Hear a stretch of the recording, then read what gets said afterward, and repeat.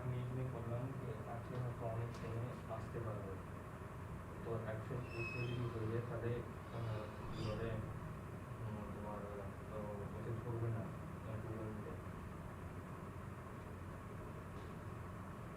হ্যাঁ, ওটাই যদি ওই দিনকে বলছি কি অ্যাকচুয়াল কোনো হয়তো ধরবে না, তাহলে আমি করে নিচ্ছি এখন জিজ্ঞেস করছি। ঠিক আছে।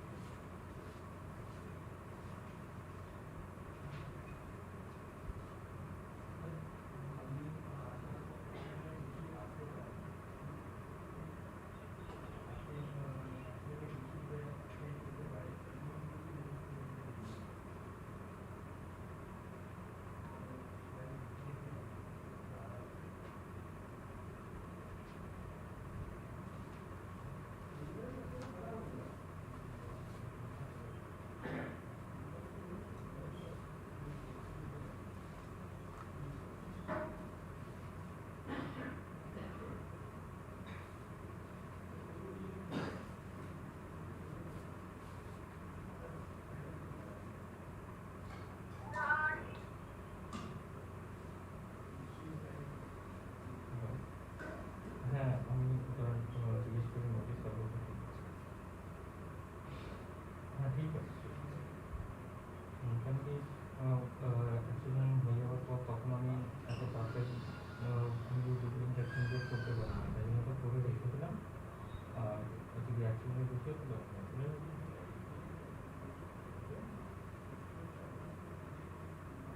তো করে নিচ্ছে। এগুলো টাইম লাগে তো তৈরি করতে।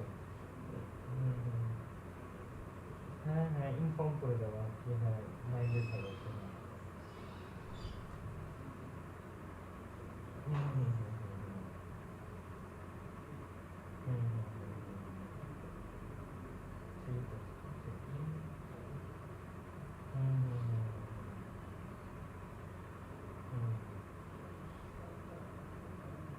ঠিক আছে, ঠিক আছে, ঠিক আছে, ঠিক আছে।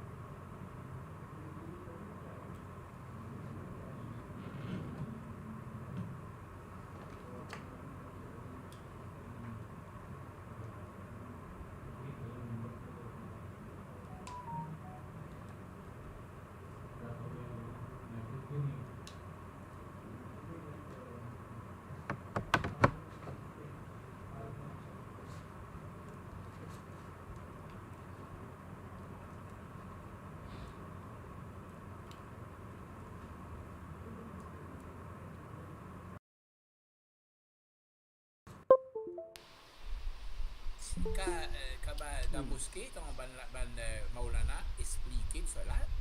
Sûrement expliquer qui fait ça, comment il est comme ça, non? Exactement. Exactement. Yeah. Good morning, everybody. Hi, good morning. Good morning. I'm Fozia, sir. Fozia, how are you going? I'm Basir, how are you going? Very fine. And that friend mine is Vinay from Stockholm. Yeah. Hey. Hi, how are you? Good. Thank you. Thank Hi, you. good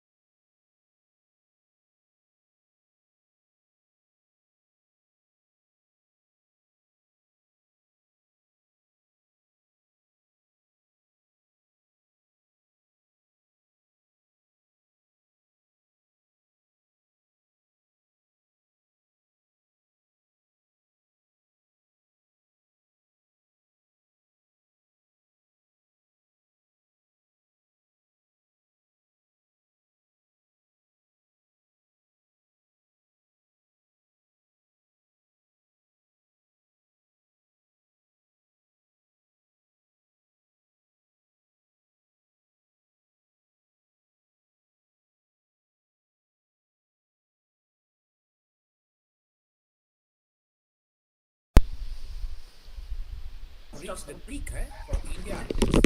It's a very, very hot March and so far a hot April. Yes, but usually May is the hottest. So let's just keep our fingers crossed it doesn't get better, worse. Are you based at NCRT or Nepal? I teach in a university. I teach in Jamia Millia Islamia. Okay, yes, it's a very well-known university. I know. And in the Faculty of Education and Oh, great. You see, my dear, there is a lot of work to do in education. We have not even started properly. Absolutely. Absolutely. What do you do in education? What kind of research area you work?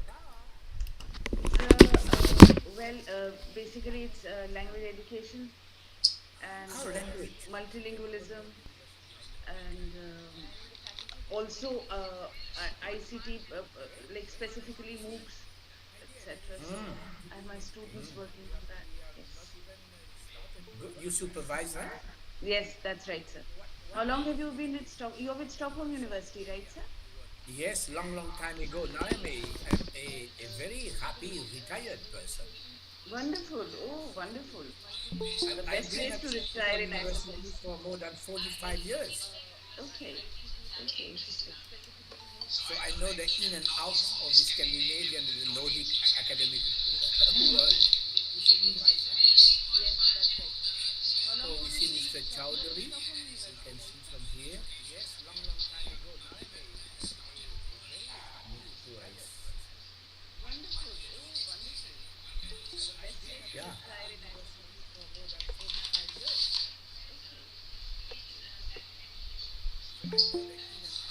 Normally, Professor Mukhopadhyay is very early.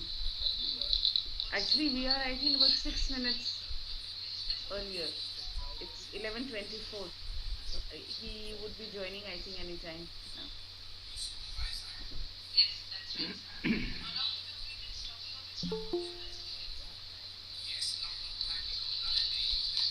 It's early morning in Stockholm, sir.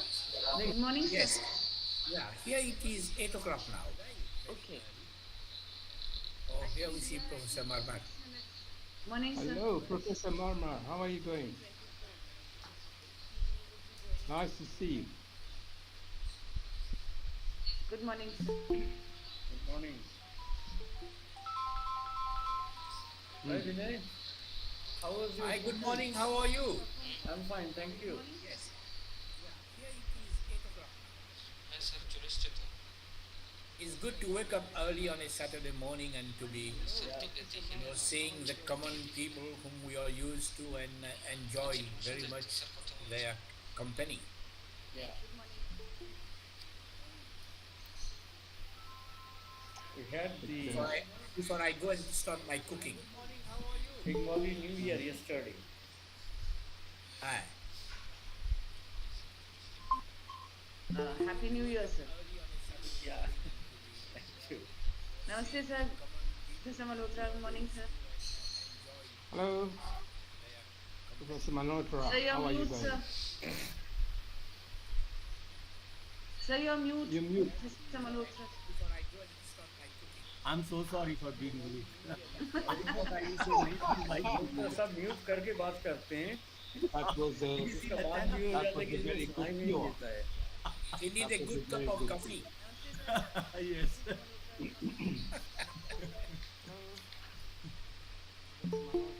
In Sweden, we are it's very common when you wake up in the morning, you have a nice coffee for the whole day. Oh. So send some coffee if you can.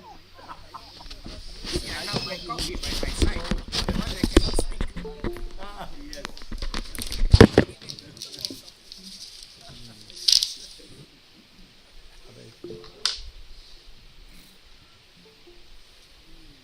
Okay.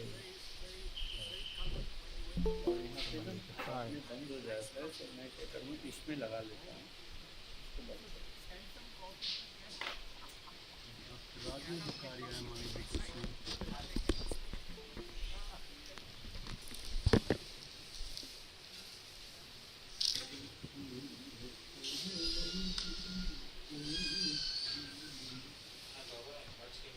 So,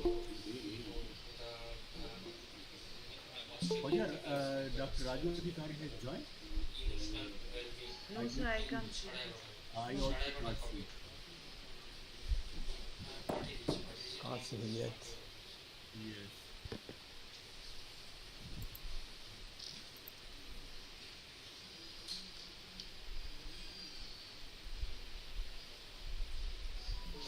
So this year in India is in relatively large number of festivities are there. First year Tamil starts today. So many things are there in this month. You see, Suraj, Gigi. you know, Yes, this is a very, very interesting period of the year. Oh, yes. Because there is a coincidence of the Ramadan, Yes. Ramadan. Easter, Yeah, the Tamil New Year, and I think this is the Jewish celebration also. yes, that's true. That's true. So there's quite a lot of all those big religions meeting at the same point in time. Oh, yes. Wonderful month is here. So many disparities, so many things. The relative speaker is not there, so that's why we are worried a bit. Yes, that's true. He has joined. Raju is there. Oh, yes, he is. Oh, he's there. Welcome. I was about to give. Welcome. Hello, Raju. I was about to give you a call.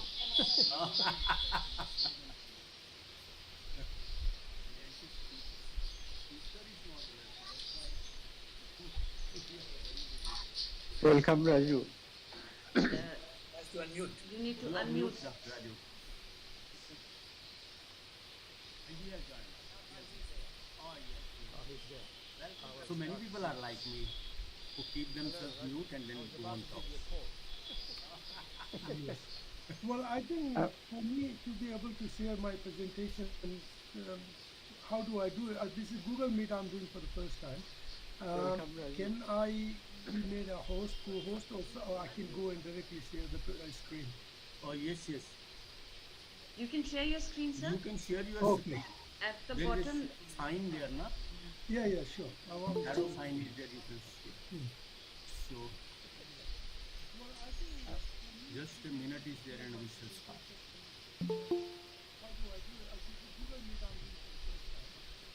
Oh yes, hello Professor Mukhopadhyay, should we start? The time is there. Yeah, please start. Oh yes. Friends, welcome everybody today. Madhu is not there by chance. So I will take charge of that and I will be speaking. But I will not speak in Madhu's language because I can't speak in that language. So welcome friends, all of you, to this second in the series, this webinar. Perhaps you know the first was held in the month of March, that is on 19th. And today it is about it is the second this, and you know it that we are holding the webinar in collaboration with that is Emotional Wellbeing Institute Geneva, and ETMA is no doubt a collaborator as the host over here. And you know it that is last time there was Dr. Amina was there from Mauritius, and today with us is Dr. Raju Adhikari from from Australia. Just to tell you a little bit introduction of Dr. Raju Adhikari, I will say welcome Dr. Raju Adhikari. Raju Adhikari, friends, you know he's by the way he's alumnus of Delhi University and a person from chemistry, and he has worked in the area of polymers, isn't it, Dr. Raju? Yes. No doubt he has many firsts in his career and many things can be said. But today he is going to speak on emotional well-being through education environment, because we have very less time with us for the speaker as well as for the, I should say, question answer and the observations. I am going to request Dr. Raju Adhikari, because he will be making the presentation.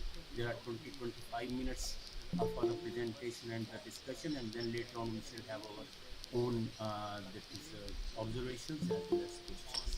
So may I request Dr. Raju Adhikari, please, you can share. Okay, just a second. Just for a backup, I also sent a copy of my presentation. Oh yes, you not copy of the presentation we don't have, but that is abstract we have. Yeah, that's Abstract true. have been shared with all the our participants. No, I just sent a copy to Professor Marma. So I'm struggling to. This is the Google Meet first time I'm using, so I'm Yes, going. just click on this arrow sign where it is written present now.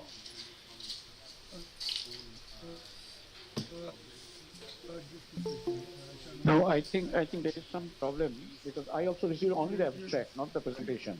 Share it with everyone. Send a message to everyone. So I'll just try. Yeah, arrow one, a window or tab. Best Arrow is there, and if you just put your this arrow, and then there is written present now. Okay, This is sharing the screen in there too. okay. So yeah, I clicked on the arrow, and you said you click on a tab or window or entire screen. The entire screen. Okay. And then the window will be there. Put on this window, and then there it is there share. No, I think and you click on the share, and then click only the on abstract, not the presentation. to come to us means all of the parts. Oh yes, it is. We can see. Yes, you have done the right thing, Dr. Raju. Okay. Well done. Congratulations. You Oh passed. yes. I was still not here, so I'm just wondering. Oh yes. So, arrow one, a window or tab. Best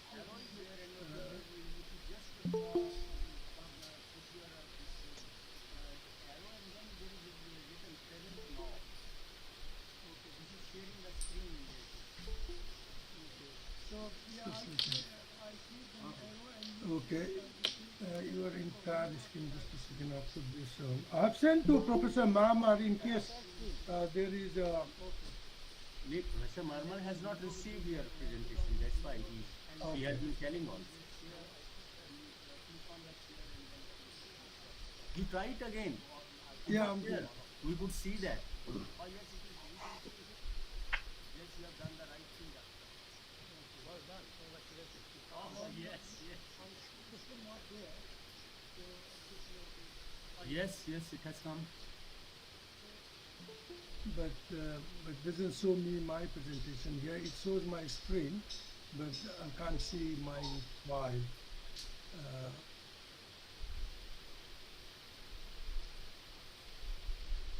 Sir, please go to your desktop and open your PPT file. Yeah, The PPT okay, will. So yes. I've sent to Professor Nam. Professor Raju may not be able to see him, but we can see Professor Raju. Yes, yes. Can you see my presentation? No, Both. we cannot see, no. Up here we are able to see your presentation and you. Okay, that's good. Just a second.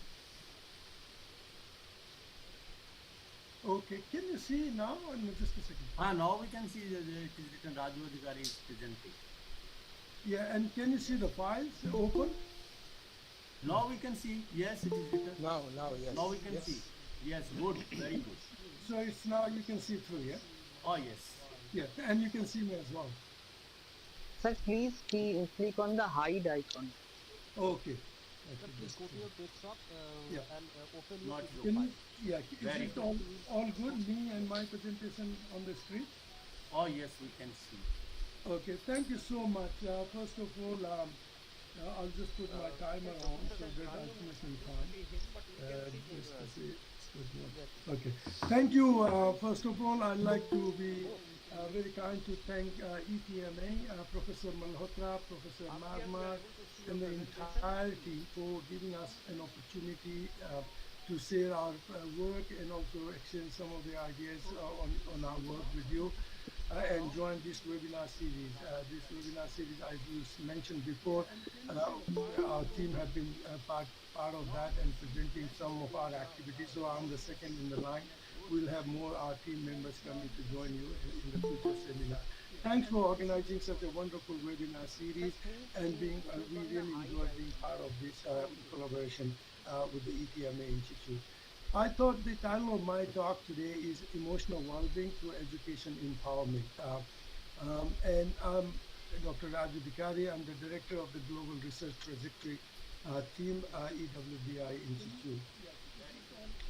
In the outline, I thought I will cover 4 different aspects. So to give you an overall perspective of what my talk is all about today, is that I'll share some statistic background information first. And then I will go to introduce, Professor Bashir must have done in the past, but I'd like to very briefly touch upon our institute initiatives and then mental health scenario in Nepal, and then our initiative in the Nepal cluster region, and then I'll try to summarize my presentation. Well-being definition, I think we all know it's been very well defined, it's been understood, and the concept of well-being is that you feel happy, you're being productive, you make contribution, and you feel a sense of achievement. So against all the odds, against all the life stresses, going through your normal stresses of life. So when you feel very good and achieve certain things and feel accomplishment, then you think you are your well-being, your mentally well-being. But I lately, in the last 6 months, I have realized, and I put it on the top slides, a few cascading events leading to mental illness. So as you can see, the emotion is the first step, and then the stress is the second. The third is the anxiety, and the fourth is depression, and then finally it leads to a mental illness. In most of the part of the world, I think even today, especially in our part of the world, Asia, the emotion and stress are being ignored as early stages, and we think it is part and parcel of our life, nothing to worry. If you are emotionally a little bit disturbed or if you are stressed, it will be fixed on its own, so there's nothing to worry. So we really never worry about when we are stressed or when we are emotionally disturbed. So when it goes to the next level of anxiety, which is a very complex problem, as you can see on the right-hand side of the slides, how it's been defined, then the current global standard, the intervention starts diagnostically. You go to the psychologist, and then you run a 6-month course through online standard globally approved courses, and the psychologists try to fix your anxiety problem. And then when he finds that it is not possible to control your anxiety, he then would refer you to psychiatrist who takes it as the last stage of in the first stage of depression, and then he starts putting you on medication. The psychiatrist has no other thing, but he just gives you a medication, and there are different kind of medication: psychotic, non-psychotic, depression medicine, certain standards of global medicine practices that's been approved by FDA, and you put patient directly on depression. So, and there is always a misunderstanding between psychologists and psychiatrists. Psychiatrists always say that psychologists delay sending their patient to psychiatrists, and the psychologists say, no, most of these anxiety issues can be resolved at our end, so there's nothing we can do to send directly to a psychiatrist. So this coordination between the psychologist and psychiatrist is a big gap here, which I have found talking to many psychiatrists and psychologists. So that needs to be a better coordinated. And then ultimately when you go to a psychiatrist, he puts you on medication, and that medication starts with a low dose and then subsequently increase the dose to be able to control at what level your depression is. And then most of the cases time you think you have been recovered by the medical treatment, medicine, and then you go back to normal life, but then they take the drug very slowly off so that there's no relapse. So as you can see, our emotional well-being institute thinks that's all right, but we want to go all the way back to the emotional stage and the stress stage. We want to intervene there because we think if you intervene at very early stage, then you are able to control the further cascading event, and then you have better prevention strategy. That's what our whole institute concept is based on, intervening early at the emotional level, and we call it emotional well-being. So I'll go to the next slide, and this is a factor, and as you can see, it's a Venn chart. It's very complicated. It's just overlapping mental health, psychological, social, and the biological problems. They are all interrelated, and as you can see on the right hand side, when we are talking about this, I feel as of today, there is a very lack of understanding of cultural barriers. It's still in various parts of the world, because the world is very multicultural society. We got to understand each interface of those things. And we are not involving clinical doctor nurses in an integrated approach. They are sitting separately and dealing this problem separately. So these are some of the issues I found. That's why the mental health is a very complex issue. The World Health Organization had, in 2013, they had a very good mental health plan, but COVID, they realized that they need to revise this, and they really come up only recently, 2019-23, health coverage, a complete package for the health. And they've introduced 4 major objectives, as you can see on the left-hand side, an integrated approach, and implemented the strategy on integrated approach and implementation of strategy. The action plans is that they want to treat that as a human right issue, and whatever the treatment is, that it has to be a multi-sectoral approach and evidence-based research, and empowering people to understand the mental health at a very early stage, rather than only the clinical or the experts understanding it. So there has to be a more cohesive understanding between the two. There is a website, the Sapiens Lab in the Europe. They have worked out this. It's like IQ test. You can do your mental health quotient test on web. It's a 15-minute test. It's done by any adult 18 years and above. You can do. They have designed these questionnaires based on different level of distress, enduring, managing, scanning, thriving, how you, and they've given a scoring to it, how you tick the boxes of the questions, and then they work out that how mentally well-being you are. So I encourage everyone to go and participate and just participate in this event. And they also carried out globally in different countries some of this MHQ database, and they found that India, Australia is very at the bottom, not good. Singapore is at the top, has the highest mental health quotient, and they have got very good this thing number, where percentage-wise, only 4% of the people are, this thing 96% of the people are feeling very good. So as you can see on the top, currently 1 billion populations are affected. Mental health cost would be projected to be $16 trillion, and economy loss, and 48 to 50% are feeling stress all the time. Emotional Wellbeing Institute, as you can see, Professor Bashi on the right-hand side at the top in 2019, he is sharing the concept of our institute in Geneva and introducing the concept to elite, in the meeting, that what's all about the institute wants to achieve this objective. And if you look at our 5 pillars, I think this is purely driven by research-based and evidence-based research with community engagement and global outreach and through education. And it's guided by, again, the corporate social responsibility and holistic and pluralistic approach, and then situated in learning and sustainability. So the institute has been 3 years old, and since then our team has been working, take this objective further forward. In the emotional well-being, I think we thought we have formed a research and education initiative. We have formed a global team. Recently, we established a team. We call it Global Research Trajectory Team. I think the team is assigned the responsibility to develop, advocate, and implement a research and educational policy program and objective that they are all in the development stage. We are formulating and writing these documents behind the scene. And we also driven by establishing institutional partnership and networking to promote these policies and activities through research collaboration. And we also want to share, exchange, and represent our activities in allied mental health conferences and meetings. So we want to be visible through our action and through our activities and through partnership globally to bring our strategy. This is our core activities. EWBI Center is the Center of Excellence, where we then have got 4 major activities: professional doctorate program, conference and workshop. As you can see, webinar is one of those conferences where we participate. We also wish to organize our own webinar regularly and invite experts to join us. And we also wish to launch our journal, Emotional Wellbeing Journal, and an inventory of the emotional well-being and create a database of that.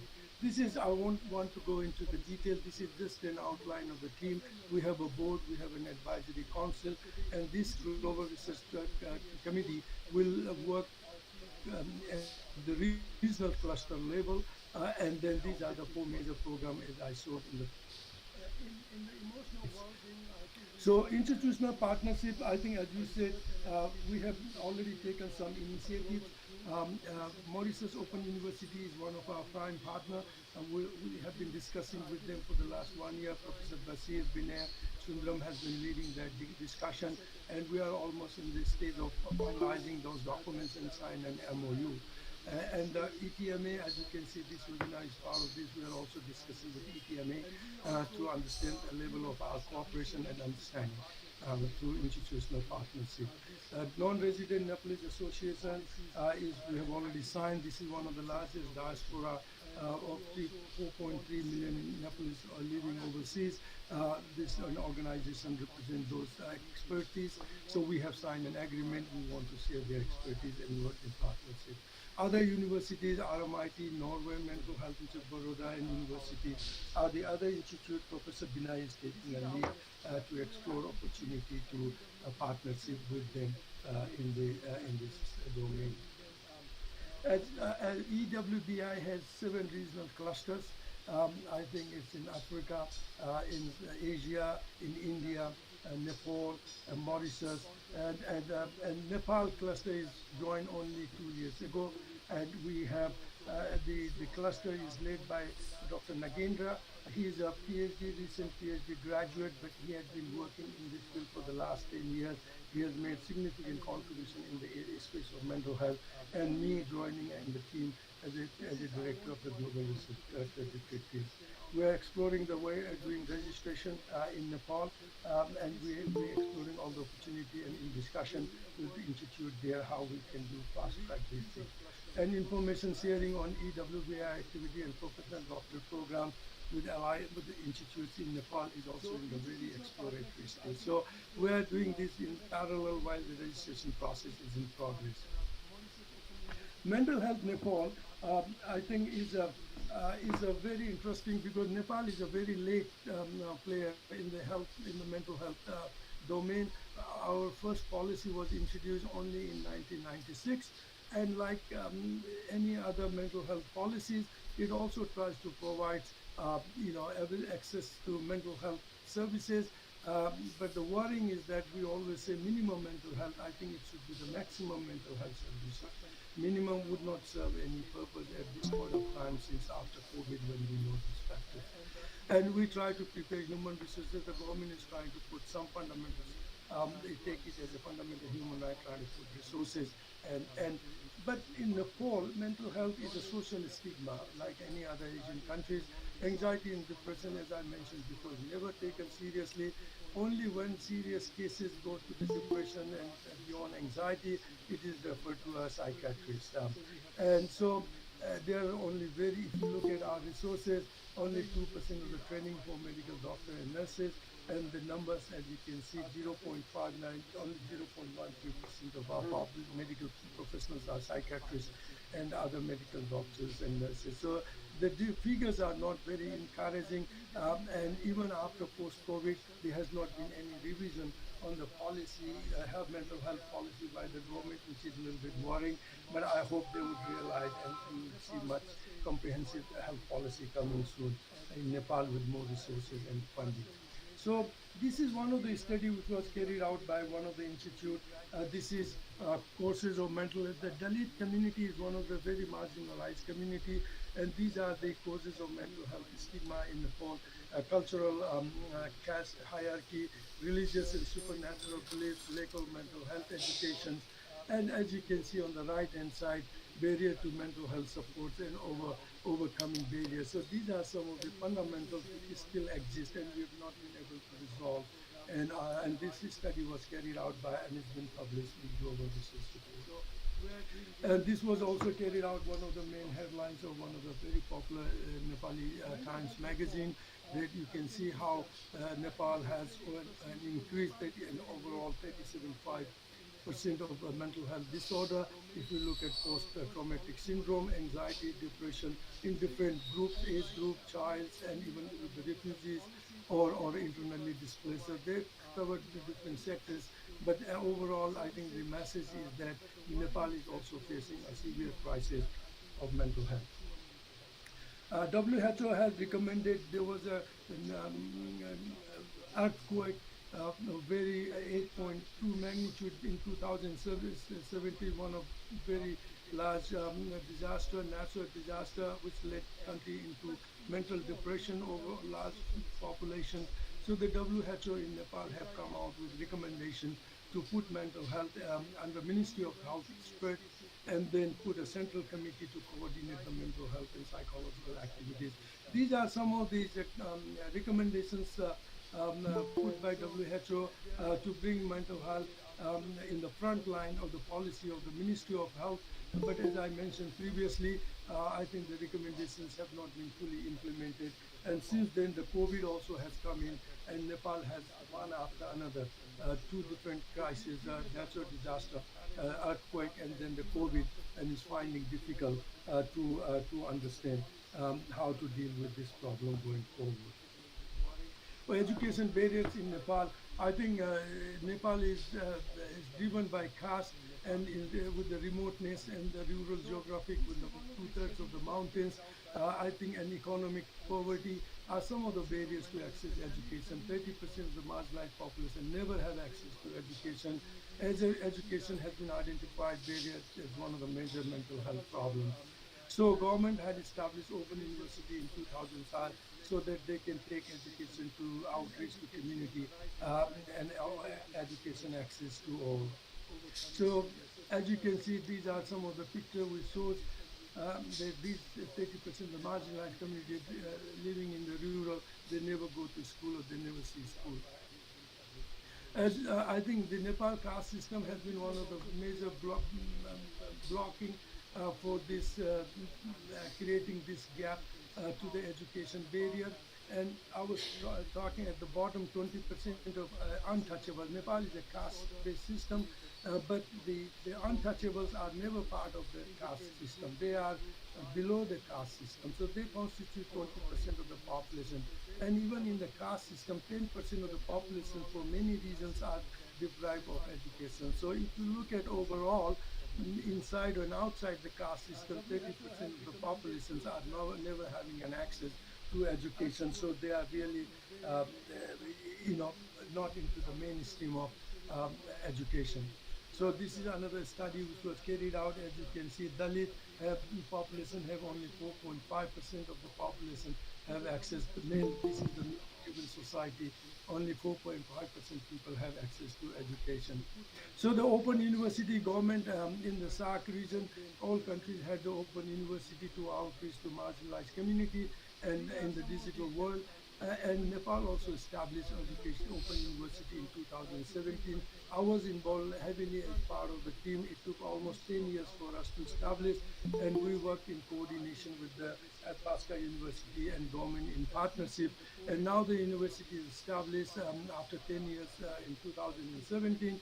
We have got 3 faculty which is up and running, and the Open University of Nepal is now looking to expand their faculties, activities, and mental health is one of their priority area through education. So there is an opportunity for collaboration in the mental health space in Nepal through Open University.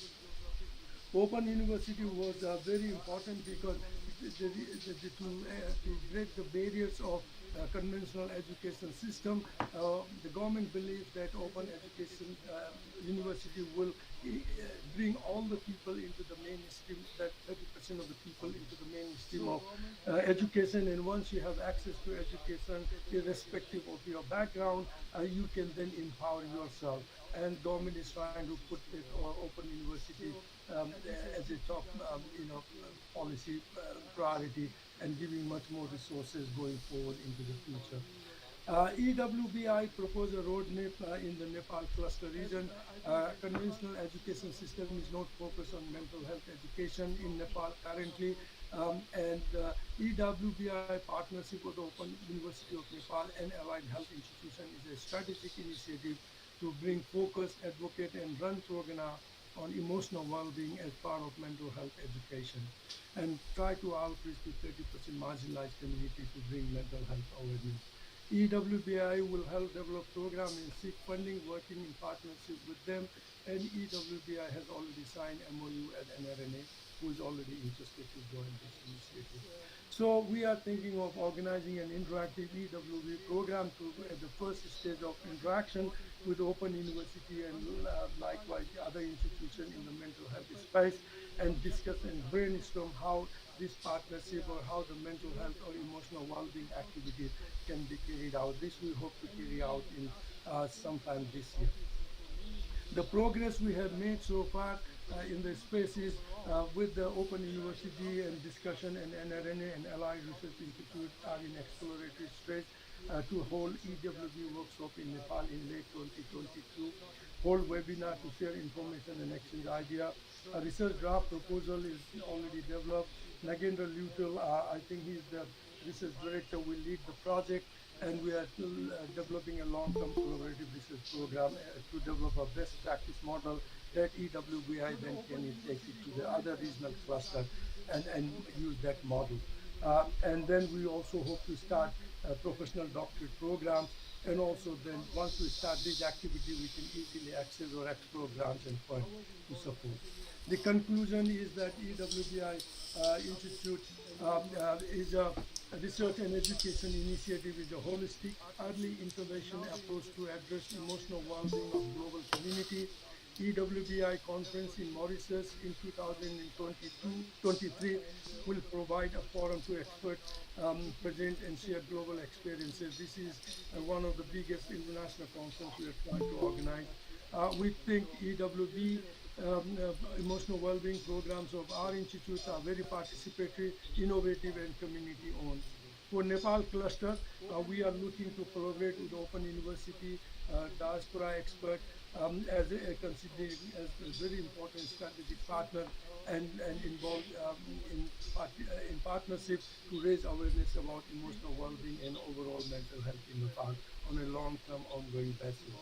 Help develop a best practice model. We hope for other region cluster from these our activities then can be implemented in other cluster regions. ETMA could be a strategic partner in the cluster because ETMA is in India, and Nepal and India has a very close strategic educational partnership currently in the past. So ETMA has already taken initiative to organize emotional well-being program, and we are a part of that as well. So we three institutes could see that as a strategic partnership, in developing and taking that emotional well-being program in Nepal. So I'd like to acknowledge Professor Basir, who is the founder of the concept of the Emotional Wellbeing Institute, Sundram, who is currently president of the EWBI Institute, Professor Binay, who is looking after the evaluation, he's part of the core team looking after the evaluation and monitoring of this institute activities, our research trajectory and cluster team, Professor S.P. Malhotra from ETMA, Mama Mukhopadhyay, and Dr. Mrityunjoy Kaibatra from ETMA. So I'm really thankful and I'm really honored being given an opportunity to share some of our activities and hope I haven't taken much of your time. Now I conclude my presentation and let the floor open for discussion or questions. Thank you very much, Dr. Adhikari. You have wonderfully kept the time into view, and also, friends, just to tell you that Dr. Adhikari has wonderfully told that is how emotions, stress, anxiety, and depression lead to mental illness, and mental illness in reality in our that is developing world is considered as a just stigma. It is rather a social stigma. So there is a need for coordination, and the psychology and psychiatrist is wonderful told. And first of all, I will just invite all of you, if you're for your observation as well as questions. In the box also, I am unable to see any question. So please, if you have any question or observation, please come.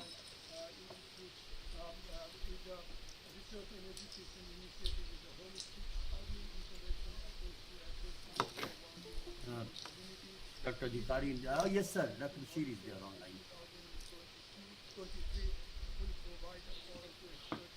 Can you unmute yourself, sir?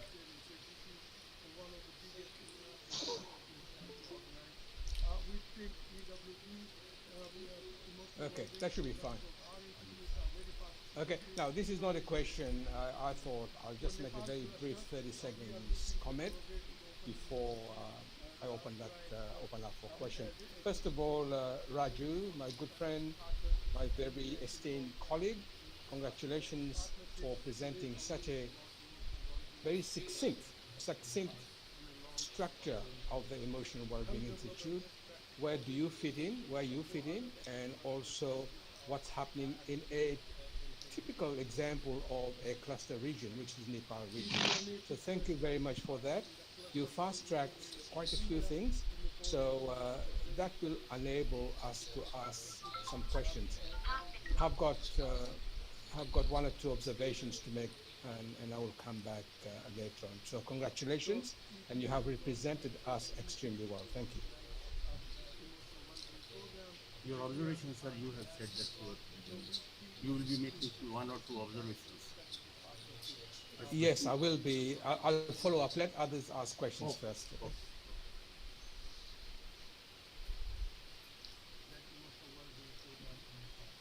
So I'd like to acknowledge Professor Basir, who is the founder of the concept. Yes, sir. Dr. Chinappa is there. Yes, in the first place, I would very much like to share what Bashir has been saying. It's an excellent presentation, Raju. It's really it's an eye-opener to the understanding of the concept of well-being. And I think that is very important, but with a focus on mental health. And I just want to ask you a question. I have visited Nepal. I have been in some of the villages. There's a very interesting program in Nepal called the Community Learning Centers, CLC, which is a long historical program which UNESCO has carried out in all over the world. CLC. I've been visiting one of them. I was extremely impressed. I want you to qualify what I'm going to say, right? Yep. There's a guy there. His father was a head teacher, and then he learned a lot from his father. But when he himself became a teacher and wanted to celebrate the marriage of his daughter, instead of getting the money for dowry, he said, "No, I will not give that money for dowry. I will build a school." Right? The same thing, instead of throwing a party for his son who got married, also say, I'm not going to throw a party, but I will use that money to have a business. Okay? This is a very clear-cut example of a person who is committed to the well-being of his community. How do you value that? Because in your presentation, there are so many good cases, good practices. That community learning center in Shikapur, I think, is a village. I've been there. It's a big demonstration of how community-based actions would lead to emotional well-being of an entire village. Yeah. No, I think the community learning centers are getting more traction, and they are becoming more frontline participatory, centers. There are many other NGOs also coming now, and there's a lot of funding, as you mentioned, is doing good. The only caveat at the moment we still see in Nepal is that when you talk about mental health, there has been poor understanding. When community learning centers are doing much more on the physical educations and other aspects and all these things, but when you come to the mental health illness, there's so much of a stigma based on the caste system that they don't really want to go out and talk. It's still, even in Australia, I see, highly educated country, people is still within certain things, they don't want to talk it about it. Even if they go to the doctors, they keep it secret. They don't want to share with the community. They don't want to share. So this is the biggest block I think I can see in Nepal. That I think, how do we deal with the caste system and people to, bypass that, and when we're talking about mental health. But definitely they are the one who should be brought into frontline role and be given more responsibility and resources. Because the government approach is a very hardline one-way approach, doesn't work. So the community learning center will bring the community participation and try to avoid these stigmas and dogmas, associated with mental health, more in a partnership. And so I think they are doing fantastic. I see them as playing more meaningful role into the future, and they should be also trained to work in the space of mental health. They should be provided more training and resources. I know they have learned through their own experiences, but mental health is a very, very technical and very culturally very sensitive. I myself found that is very, very unknown territory where we all are exploring now, going into to understand. So they will definitely play a role, Binaya. I think they would maybe playing now, but they need more training and resources and funding. And EWBI can play a major role through our programs to involve them as one of our partners. There is a question in the question box from Shivadeep. That is, how is it that Singapore ranks top in the graph? It's a question. Well, I think this is the survey done by Epstein Lab. Singapore, I was surprised, but like any other countries, even country like Australia, where we thought it is this thing. I don't know. It's a very interesting finding that Singapore has somehow, come out to have a very strong mental. Maybe the government is providing more resources. I haven't gone into the details of the mechanistic aspects of how they were able to achieve that. But I can understand, being one of the most developed countries, the government would have put more resources and funding very early. And through the COVID crisis also, you have seen that Singapore had one of those countries which has done very fairly good, in dealing and mitigating the crisis compared to others. other countries. I think the whole credit goes to the literacy, the education empowerment of the people, and the government policy altogether. I think it's a yeah, pluralistic approach, and yeah. A social initiative also could be there. Yeah. One of the things. Yes, there is another question from Avay Kumar, that is whether stress can be beneficial for teachers or not.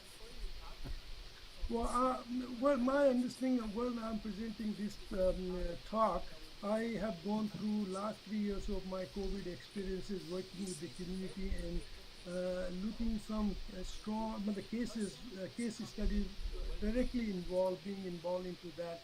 So, with that knowledge and experience, what I presented today, I think the stress is still is considered a positive factor. You know, there are positive stress and negative stress. Both of them combined, people say it's all right. You know, it's stress is good to have because that would really keep you focused and this and that. But, but how and when the stress become an anxiety, that trigger point, that understanding of that bypassing the stress becoming an anxiety, I think it's not been able to map out very clearly with the indicators to say, oh no, if this stress goes to this level of this thing, then it has to be dealt properly. So it is still seen to be a very qualitatively subjectively. It's not been quantified to the extent to differentiate stress and anxiety, and it's a very thin line here. I want to. Arnab, just a moment. There is another question, and then your turn is there. There is a question from Debashri. He is concerned about that is Bhutan is also one of the examples which is called top of the happiness index and all these. That's what on one side Nepal is there, on the other side Bhutan is there, and both Nepal is facing that mental problem as you were saying that many efforts have been made by EWBI, EWBI, and on the other side there is some small country like Bhutan is there. How do you compare these? That's what is the question. I think Bhutan is a great example. Bhutan is a very small country with 3 million population. The government policies, if you go into Bhutan, Nepal has become a metropolitan now. It's very truly well connected, and we are in the front line of using all technologies and all the bad and goods, and we are really exposed now to the global world, and we are bringing all the bad and good together at the same time. Whereas Bhutan is still a very introvert country. There are so many restrictions, in going into Bhutan, and culturally, I think they have preserved their values and the education as a priority. They were not contaminated. They were not adulterated with the ongoing this thing. So they have been very protective of their country's values and cultural and overall, their model works very well in Bhutan. Whereas Nepal has been fast tracking for the economic prosperity. I think we have lost track, and our government was very politically fluid. In the last 10 years, we have changed 5 prime ministers, and this launch emergency, all these natural disasters, no political stability, and considering nowadays Sri Lanka, I think our economy is also following the Sri Lanka pathways. So these are some of the things I think Nepal has to be blamed. But in Bhutan, education is a major factor which is being taken up by the government, and government is doing a lot in Bhutan for that. Yeah. Government Arnab is there. Yes, Dr. Arnab. Yes, Arnab. First of all, unmute yourself. Thank you, sir. Sir, first of all, I would like to thank Raju sir for this brief and beautiful presentation. Sir, I am agree with you when you said that this is a stigma, social stigma, and when you said that the gap between the psychology and psychologists and psychiatrists, I do agree with this point. But what I find, sir, in your presentations, your focus was mainly on Nepal based, and you told that there are scope for Indian researchers to work with you and your organizations. So, sir, my question is, what are the scopes to work with your organizations in our Indian context? What you will thank you. Well, I think Professor Basir Sundaram will be able to answer, but what I can say is that our partnership with the ETMA, who's been so front role in the mental health space in such a short time, I think we are learning, sharing our experiences with EMA, and I think our partnership with ETMA, developing some emotional well-being programs, activities, or professional doctor program, and some of our activities, and also we can develop a specific project to emotional well-being in partnership, and then with Nepal, the feedbacks, and then on the ground realities, and then we take a model to Nepal and we work in partnership. I think we need. I think government is very willing to partner with the experts globally, and I think India has its own very rich experiences and source of expertise, and so is our institute networking with global, like Professor Binay and all. So we all are have such a strong networking. We need to. Nepal could be a great model because we sit strategically very in an important distinct position with India next to us, and China. I haven't got the data for the China, but I'm told there's equal level of stresses in China through the COVID. But we could consider that as our next brainstorming, to work out a project with ETMA and in partnership with Open University of Nepal, see how their feedback is given to us, and then we develop a project proposal and go there, start one step at a time, and raise the awareness and educational awareness and empowerment program. Right. There is a good question from Kavita. She says that is how to teach children not to compare themselves with each other, because they are linked with the social media, and they have been, I should say, spending most of their time on the social media, where the comparison is automatic. So she is asking a question: how to teach the children not to compare, because comparison in reality leads to stress, anxiety, and all those things. I think this is a very powerful. I think when you talk about children, 10 years back, when we were talking about, we thought most of the children face, we have no physical or mental issues. It only comes when you are at the teenager and then in the adult life. But now science have proven that most of what we face as in teenage or at the adult stage starts early in the juvenile state. Whether it's a juvenile diabetes, whether it's a juvenile obesity, whether it's a juvenile emotional disturbances, mental health. It's all starts very early at a school, even at the age of 5.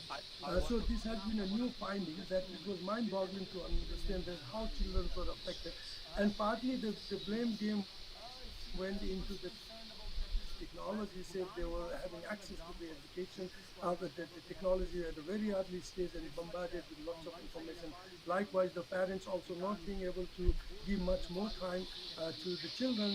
So children are now the starting point, whether it's a physical illness, diabetes, or to obesity, or to mental health. So we need to involve school children. As I mentioned in my previous slide, emotional well-being one of our strategies is to go to school and involve children in our as a torch bearer, and start very early in intervention, not at the emotional level but at the age level also. So we want to start our emotional intervention at the school level. But the question she asked that how we what was the question? What was the point? That is how to teach the children so that they do not compare themselves with others. I think the parents has to set a role model. I think I was listening to one of the experts in Australia. There are two factors which affect emotionally children. One is the primary teachers are the parents. The secondary is the school peer pressure, the school teacher and environment. But the school environment and teacher have no much of an influence in early stages. Parents have much more an influence, and parents have to set an example, role model example. If they are disturbed, they are also driven with the technology, they are not giving time. So they have to set out certain, guidelines to the children, very early stage, very following. In Australia, it's very difficult because we have very limited rights as the parents to interfere or intervene with the children. So we can't say do and don't do this to children because then it becomes overstepping. So there are it's a difficult to be at a stage when children are not very matured and trying to make them understand the front line of these technical issues. I think only thing is that parents has to play a more positive role and more integrated role and in context and in touch with the schools. They have to keep an eye and coordinate with the school and work jointly. In reality, parents compare their children with others. Yeah, comparison is the worst. I think in Australia, it is said to be the worst triggering factor. You don't ever compare. Every individual is born with its own, what do you call, specialized, its own personalities. Each individual should be respected, who or she or they are. There should be absolutely no comparison. Respect what they want and what they wish to be. It is considered as one of the outliers, and we should never compare. There is a question from Sunita Tomar. What about the factors that constantly trigger the mental health? We need all work in this area. She says that controlling the factors that lead to the disturbances in the mental health. This is what she's saying. Sunita Tomar is there. There is a question in the box. Yeah, I think as I showed in the previous slide, there are so many factors, not one-off factors, and it starts from very early stages. That's why it has become such a complex issue. In the physical illness, you can find out one or two attributes. You go to take antibiotics, you do surgery, you do this and that, you can be cured and come home and rehabilitate yourself. But mental health, the triggering factor is culturally, socially, and then with the lifestyle, and there's so many factors that one sets into, and emotions. I think I myself, every day when I wake up, I was talking to Professor Basir, that when I wake up every morning, in the morning I feel very low. But then when I go to start my work, I start feeling very positive. And I'm just wondering as a scientist why it happens to me. So it's kind of this, and we were discussing that, when you have a cardiac issues, you take ECG to understand the blood pressure or the cardiogram to understand how the heart is pumping, but there's no such machine where we can measure the emotional well-being, the disturbances of the mapping of the emotions of the individual through sensors. I wish we could do that and can define more quantitatively what it is all about. But this is I think this is a relatively new area. We need to the factors has to be looked at in an integrated. It's like a very complex, like a DNA. When we're trying to map genomes, we found difficult because each gene is related to other genes and things like that. So it's not one off. So it's really one of the biggest moral challenge of the global world in the future. I think I don't know how we do it, but definitely science has to be brought into with the social, the behavioral studies and all kinds of things. There is another just an observation that Pratima is there. That is EQ, that is emotional quotient in the school curriculum at early stage, can also help in this system. This is what she says. And I think there can be more questions also, but I am coming to Dr. Bashir because he was saying that he will make the observation and then Professor Mukul. Well, I was so impressed with Raju's presentation. He has said it all, so I've got no questions. Anyway, no, I've got some observation. Now, the question of environment, care for our environment, sustainability for our environment didn't come up in your presentation, Raju. When we talk about emotional well-being, our care for the environment is very, very important. I learned a lesson yesterday evening. I learned a big lesson. I've got a fairly big garden, and in Mauritius it has been raining quite a lot recently, and all the trees, all the bushes are just flourishing, so much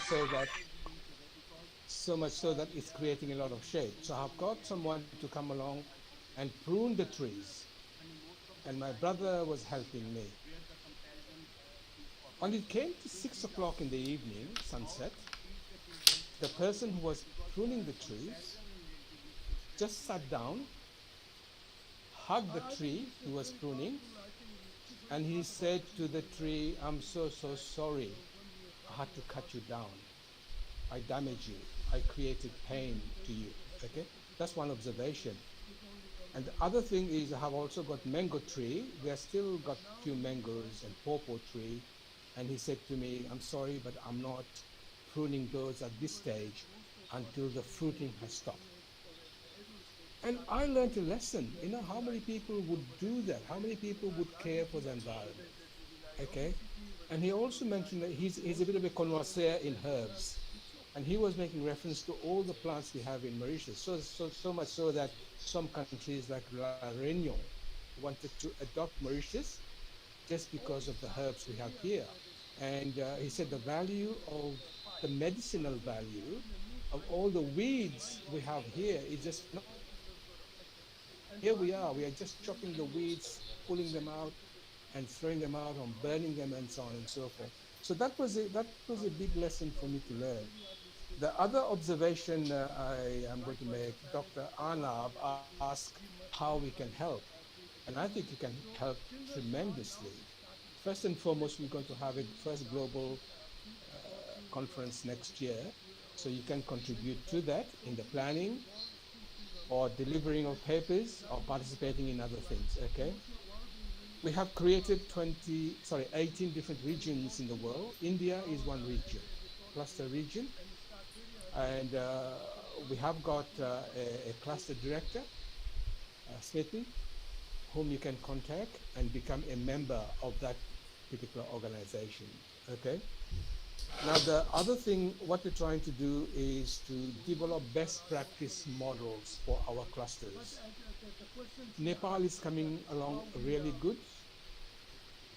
Kenya is coming along really good. Canada is coming along really good. Australia is evolving, surely. Mauritius is involved tremendously. So we're going to use those as models for the cluster and implement those models as best practice model to other part of the world. Now, as we have got a cluster for India, I would not request, but I would invite you to take a part in that particular area. Now, the third comment I'm going to make about children learning from each other. Now, learning good thing is good, but learning bad thing is really bad. What we are creating in our society is addiction. We talk about substance addiction, marijuana, ganja, heroin, alcohol, and so on and so forth. But the children are evolving in such a way that they're becoming addicted to internet. They're getting up early in the morning, 3, 4 o'clock in the morning, checking if there are any messages. And if they're not to whatever, they get very distressed. Now, why would they check for messages? Will be the sort of influence they're having from their peers. Okay, that's a worry of mine, and I think we are creating a new syndrome in the area of mental health, if you like that term, in mental health. I get very frightened that in a few years' time there will be a new set of mental health or mental illness emerging, which will be very much originated from the problems which we have now. And in relation to that, adult is creating a culture in our society. I was talking to a couple of people only two days ago. We're creating a society in our culture. It's happening. It has happened very competitive. We tend to compete with each other. Good competition is good, but there again, we have created competition whereby there are friction, jealousy, backbiting. People are very egocentric, self-centered, and these are some of the models that children in the school are learning. Where they're learning from? From the community, not just from the media, but they're learning from parents and so on. So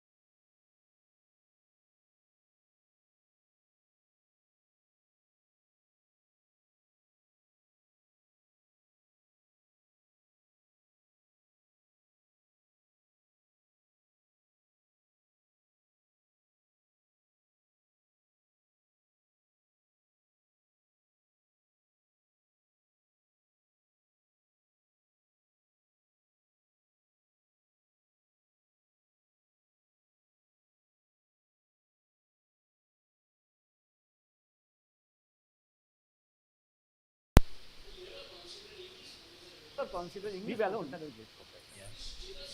This jealousy, professional jealousy, is a part of the game. Question is, when does one need medicine? This is a very important decision which most people miss out. And that is where the things come differently.